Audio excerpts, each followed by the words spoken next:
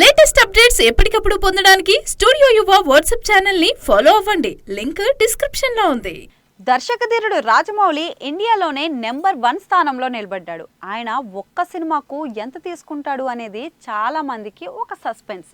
అయితే దీనిపై తాజాగా ప్రముఖ IMDb సంస్థ డైరెక్టర్ రెమ్యూనరేషన్ పై నివేదిక ఇచ్చింది. రాజమౌళి ఇండియాలోనే అందరికంటే ఎక్కువ రెమ్యూనరేషన్ తీసుకుంటున్నట్టు తెలిపింది. ఒక్కో సినిమాకు ఎలా లేదన్నా 200 కోట్లు తీసుకుంటారట. రెమ్యూనరేషన్ సినిమాలో ప్రాఫిట్ రూపంలో ఇది రాజమౌళికి వస్తుందట. స్టార్ హీరోల కంటే రాజమౌళికి ఎక్కువ రెమ్యూనరేషన్ అందుతుందని ఈ నివేదిక వెల్లడించింది.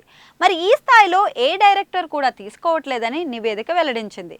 మిగతా డైరెక్టర్లో ప్రశాంత్ నీల్, సందీప్ రెడ్డి వంగ ఒక్కో సినిమాకు 90 కోట్లు తీసుకుంటున్నట్లు నివేదిక తెలిపింది.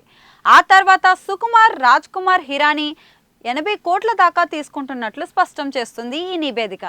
రాజమౌళి తీసుకునే రెమ్యూనరేషన్ ఆయన స్థాయికి తగ్గట్టే ఉంటుంది అని అంటున్నారు ఆయన ఫ్యాన్స్. ఎందుకంటే రాజమౌళి తీసే ఒక్కో సినిమాకు 1000 కోట్ల బిజినెస్ జరుగుతుంది. ప్రపంచవ్యాప్తంగా ఆయన సినిమాలు 1000 కోట్ల లాభాలు తెచ్చిపెడుతున్నాయి. కాబట్టి రాజమౌళి కష్టానికి ఆ మాత్రం ఉండాల్సిందే అంటున్నారు కొందరు నెటిజన్లు.